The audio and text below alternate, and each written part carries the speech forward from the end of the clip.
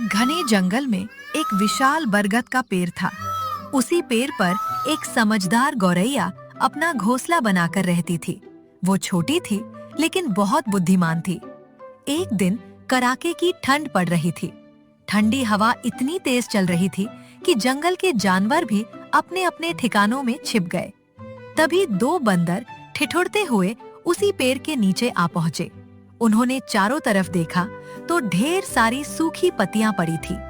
दोनों ने मेहनत करके पत्तियों का बड़ा सा ढेर लगा दिया, लेकिन अब सबसे बड़ी परेशानी थी आग कैसे जलाई जाए। उसी समय एक चमकता हुआ जुगनू उनके सामने उड़ता हुआ निकला। देखो, हवा में आग जैसी कोई चीज चमक रही है।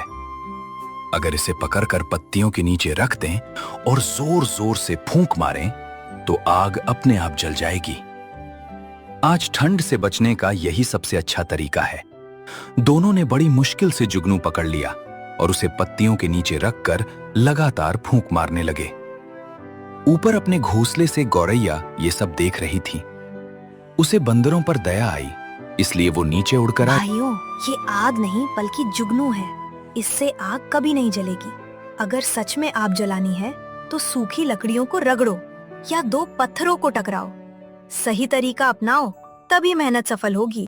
बंदरों ने गौरैया की बात सुनी, लेकिन उन्हें अपनी ही अक्ल पर ज्यादा भरोसा था। हमें किसी छोटी सी चिड़िया से सीख लेने की जरूरत नहीं है। हम जो कर रहे हैं वही सही है। तुम अपने घोंसले में जाओ और हमें अपना काम करने दो। दोनों फिर पहले से भी ज्यादा जोर से फूंक मारने लगे। कुछ देर बाद जुगनू उड़ गया और आग फिर भी नहीं जली। गौरैया ने आखिरी बार उन्हें समझाने की कोशिश की, लेकिन अब दोनों बंदर गुस्से से भर चुके थे। उन्होंने पेड़ की टहनी जोर से हिलाई। गौरैया तुरंत उड़कर अपने घोंसले में चली गई और चुपचाप सब देखने लगी। थोड़ी देर बाद पास के जंगल से हवा के साथ एक जलती हुई लकड़ी उड़कर उनके पास आ गिरी। दोनों ने उसे सूखी लकड़ियों में लगाया और कुछ ही क्षणों में आग जल उठी। दोनों बंदर आग तापते हुए एक दूसरे की ओर देखने लगे।